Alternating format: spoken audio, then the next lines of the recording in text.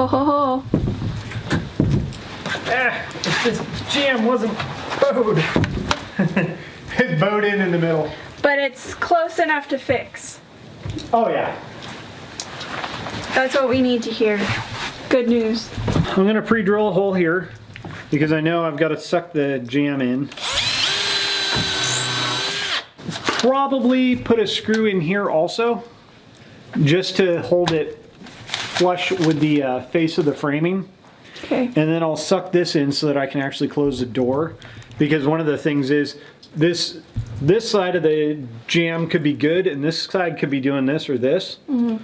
And if it's doing this, it might keep the door from closing all the way because it's hitting down at the bottom corner. Or it's doing this and it's wide open down here because it's hitting up here.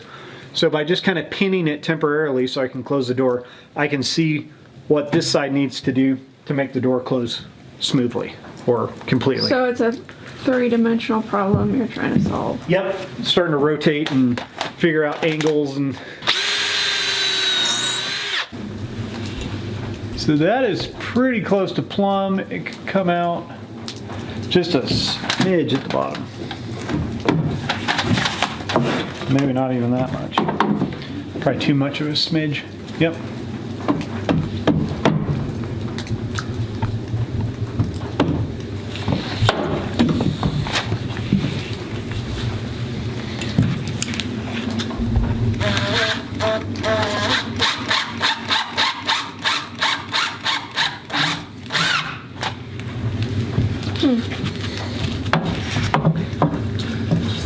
So now you're checking to see how it's bowing? Yeah, I want to try and straighten it out. It does look like it's bowed out in the center a little bit.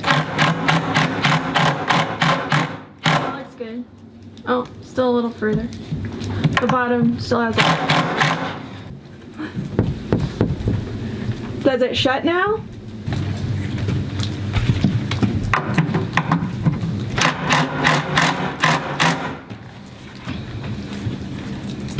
So the reveal is this gap between the edge of the door and the edge of your trim or door jamb. And so about 1/8 of an inch is what I typically go for. Some people might do different, but the bottom of the door there, the jamb really kicked out and had a really wide reveal. So I put a few hinges in, or shims in here to kind of tighten it up.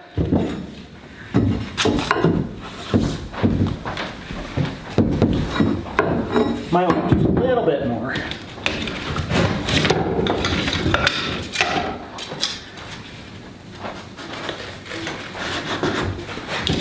And this is something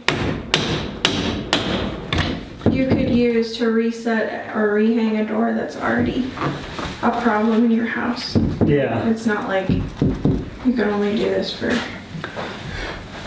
So the door is hitting up here in this corner as I close it, but it's still pushing out here. It's kind of floating, so yeah. If I want it straight, I have to do that. You want to show what that is?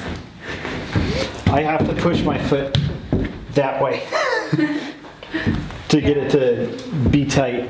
So chances... Oh, hey, there's a dog. Whoa! Hi, dog. So are you thinking you need to bring the jamb toward the inside of the building? Yes. Or... Yep.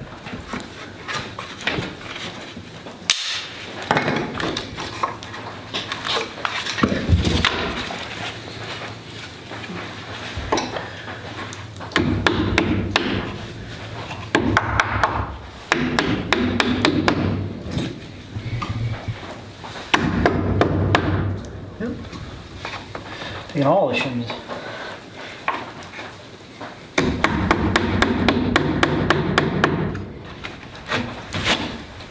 Seems pretty solid. Alright. So I'm actually sticking out. Oh, that would explain why it's being weird. Yep. So I tapped it in, maybe 1/8 of an inch. So I want, when the door closes, I want it to be flush all the way down, which it's starting to look that way now. I'm not having to like push my foot against the bottom and twist the door to get it to lay flat. So probably, honestly, what's causing it to spring like that right now is the long screws that I used in the hinges. They don't countersink in 100% of the way. So they stick out just a little bit. So possibly what's happening is this side of the hinge is hitting that screw head there, and that's causing it to spring out. So if I want to, which I probably will at some point, I don't know today or not, I'll back these screws out one at a time. I will use a countersink that will cut through that metal, and I'll countersink it just a little bit, bevel it so that screw sits in there a little bit deeper. So now you're gonna drill a hole for the last. Yeah, the last frame screw over here. And that's going through your wedges. Actually, it's just above them. If I drill through my wedges, or all my shims, if I have to adjust the door after I tighten up the screw, I can't. I've locked all those wedges in place. Oh, yeah. Okay. So if I go just above them in this place, in this location, then I can drive these in or pull them out if I need to adjust the door.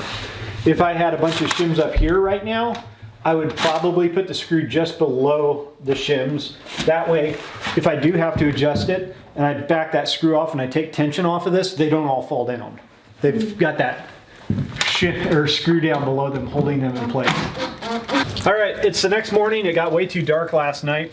We are moving on to our windows. We're gonna frame them in, cut them in, set them, and see where we get to after that. So we might do a little bit with doors. The secondhand doors we found and the used windows we found, the glass portion of both of them is actually the same. So we are gonna try and keep the top of our door windows and our window windows at the same elevation.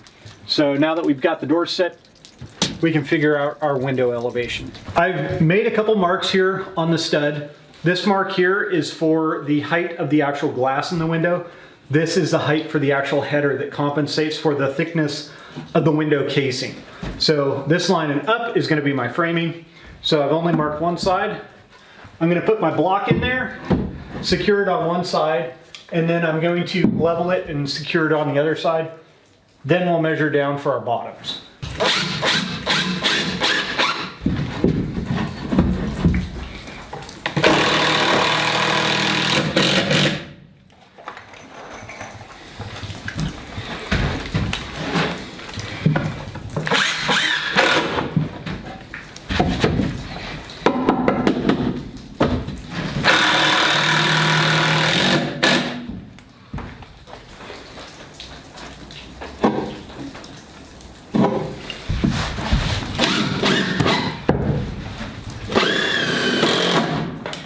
Now I'm going to do, for 48-inch opening, I'm going to do 48.5 inches, just because I know it's plumb and level. So I don't need to go really oversized, just enough to be able to squeeze it in there.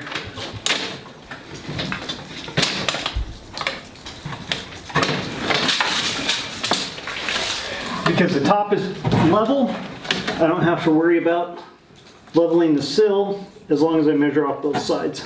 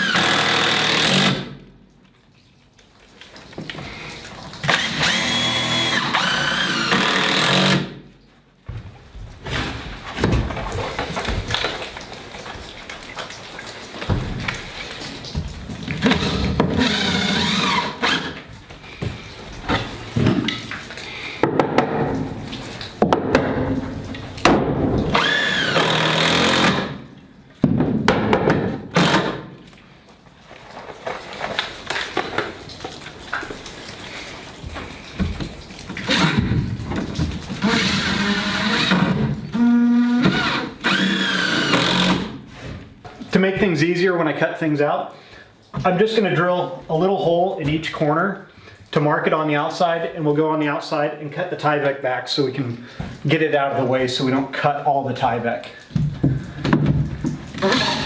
Or I'll try. Might have to use the other drill.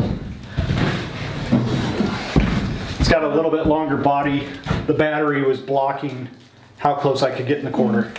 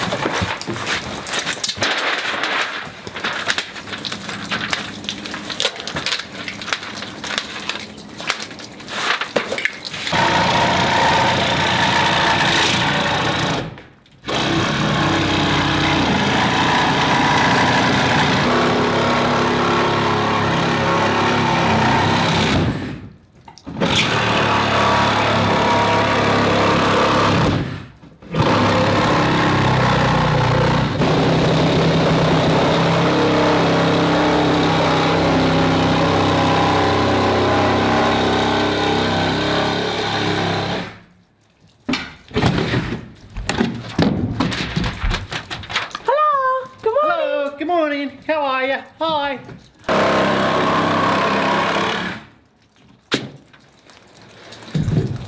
That's a nice window opening. Because their sills and headers are installed after the fact, I need to put a couple nails in Yeah. along here. That's why it was really bouncing super hard.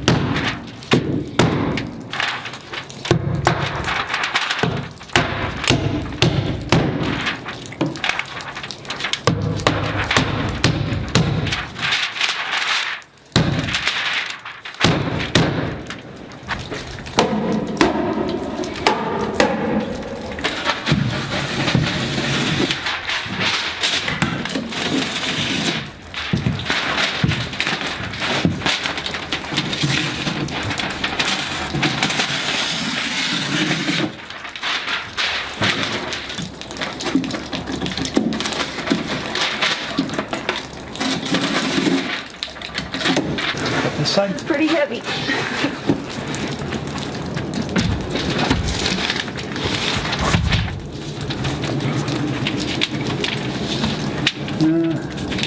Got some putty. Yeah. Do we want to take that off? Or do you want to hand me that knife? Oh, it's got a staple through the putty on the underside that's keeping it from going in. Okay, we have to take it out.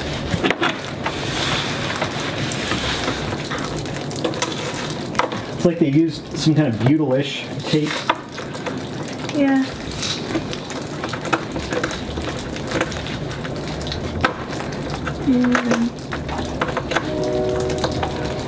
This stuck to one side. This stuck to the window, but not to the wall. Oh no, that's Tyvek. Yeah, the Tyvek tore Tyvek. apart.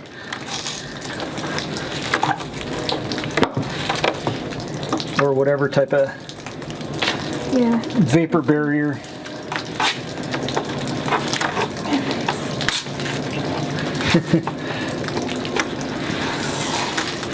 This kind of reminds me a little bit of that $10 cast iron tub we bought.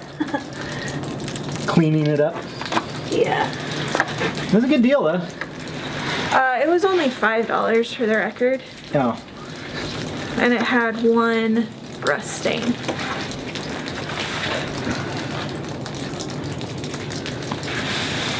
Did we get it all? I think we did. It looks good here. Yeah, I'm good on this side. Let's smush this screw hole. We'll probably drive screws back through these same holes. Yeah. Which will help embed it and flatten it out a little bit. Right. It's just that. Now that we got that chunk of tie back off, we don't have that staple sticking through that came out with the window. All right. Came off with the tie back. This is top. That's top. Here we go.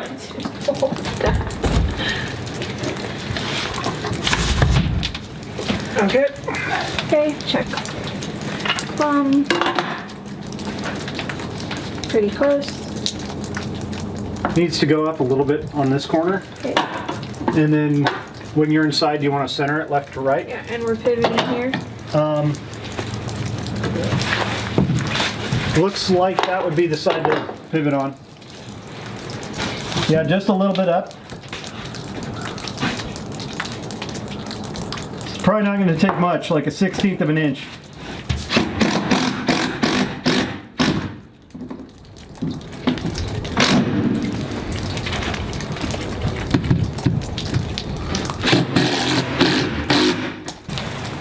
Now we'll cut in the other window, install it, same as the first. So we'll spare you that, and then we'll come back and we will start putting our peel and stick weather stripping on. We're gonna go ahead and wrap the front with some peel and stick so that we have a little more of a vapor barrier here. So you kind of want to think of this as you would siding or underlayment for a roof. You want to start with the lower part and then work your way up.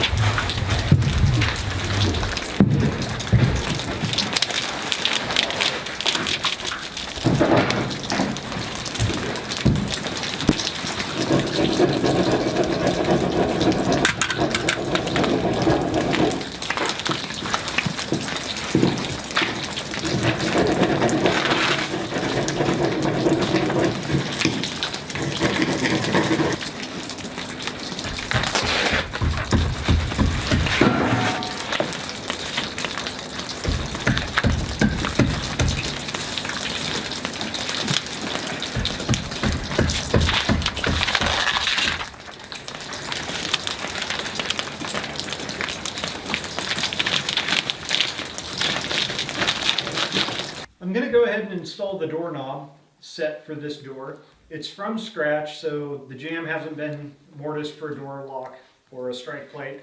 The door hasn't had anything done to it other than drilling for the lock set like you saw previously. So I've got to do the bolt recess and the strike plate hole and recess and get those lined up. These are the tools. Obviously, we've got our lock set here. It's a cheap one, so I ran into problems with the last one. We've got a drill. We've got one of those VIX bits or centering pilot drill bits. We've got a little combination square, tri-square, a pencil, a screwdriver, utility knife, a 1-inch hole saw, a small chisel, probably about a 1/2-inch chisel, and then a hammer. May possibly need that, may not. The first thing I want to do with this door lock set install is I want to install the bolt so that I can get it mortised out. When I used the jig to drill the holes for the bolt and the knob, there were a couple screws that secured the jig to the frame, and so if I use those same screw holes, it's going to be in exactly the correct spot for how this hole, well, this set of holes was drilled. So I'm going to screw this in, and then I'll mark around the perimeter of it with a utility knife, and I will very carefully use a chisel to chisel that out so that this sits flush with the edge of the door. This is tedious and it does take a little bit of time, but be patient. Don't get too aggressive or too excited about it. Just go slow. Make sure you keep scoring around the perimeter deep enough so that as you get to the edge and you pop a piece off, it doesn't peel beyond where you want it to go. So I'm just going to score around the perimeter. I'm going to unscrew this, and then I'm going to start using the chisel to very slowly chisel this out until it's the correct depth. Then I'll reinstall it. So I chiseled this area out for the bolt, got that installed. So the next thing that I want to do is I want to find out exactly where this bolt hits the door jamb on the strike side. So I'm going to swing the door closed, make a couple little marks, and then I will lay out for my jamb strike plate. So I made 2 marks, top and bottom of the bolt. I'm going to transfer those onto the face of the jamb here, and then I'm also going to use a little tri-square to mark the center line of where the strike needs to be installed.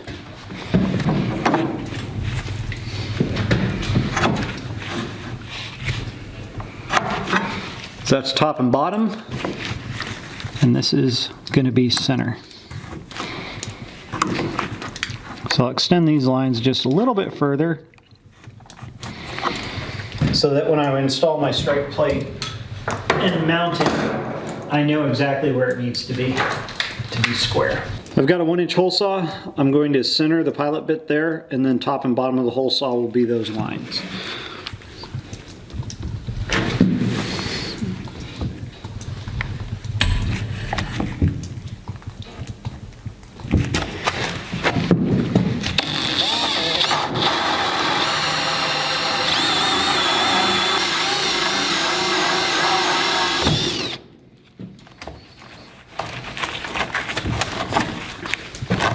Where I drew the line longer, top and bottom, that will allow me to put this strike plate on there and center the 2 holes for the screws on those lines. So I'll get it about even top to bottom. I'm going to use the little Vicks bit, centering bit.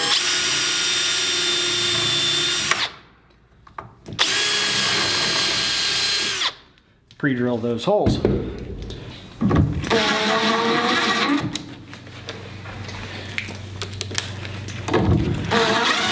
Now, just like with the bolt latch plate, I'm going to trace around this with a utility knife, scoring the wood. I'm going to remove this plate, and then I'll start chiseling it out and test fitting it so this fits flush with our jamb.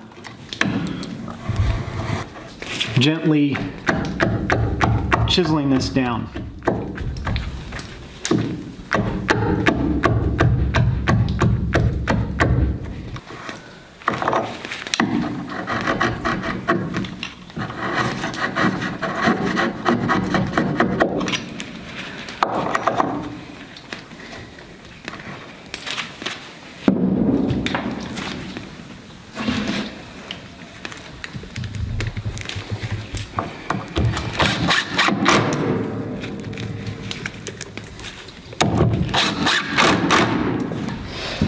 We got our strike plate in, we've got our bolt in.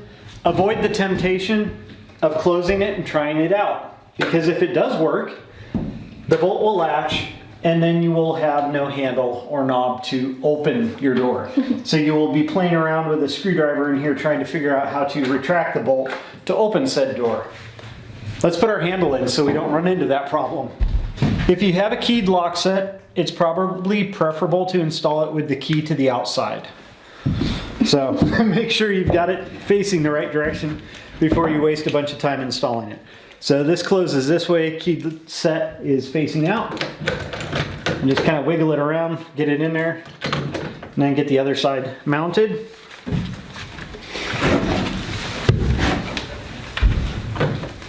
Hopefully the threads on this were formed correctly and I don't destroy screws or cross thread them like the other knob.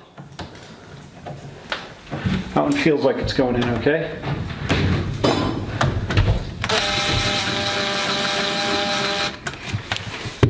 I'm not going to go tight yet.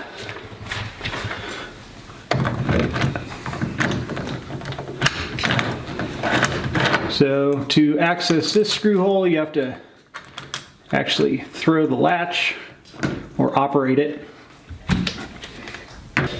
So with lock sets, when you tighten these screws up, you can actually kind of bend the internal components, and if you tighten them up too much, you can cause it to bind and it'll get stuck in the downward position and won't retract and won't extend the bolt.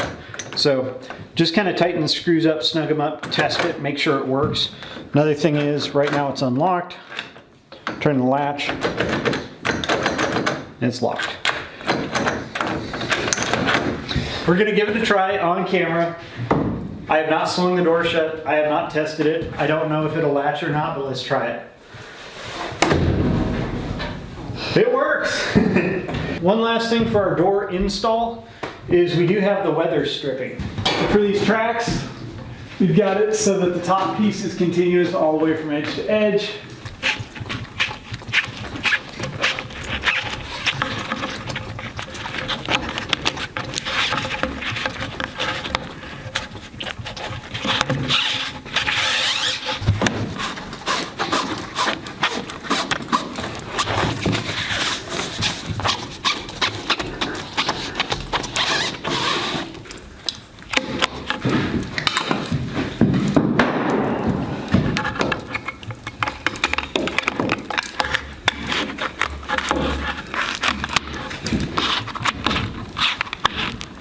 Thank you for joining us for another episode of our garden shed build series. We got our doors in and we got our windows in.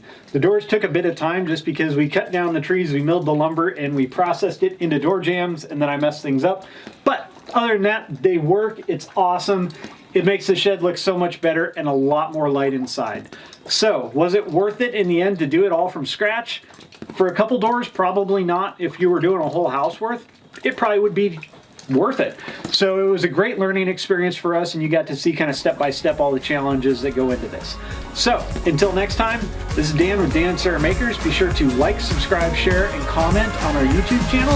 And also you can follow us on Instagram at Dan and Sarah Makers. So until next time, have a great one. Bye.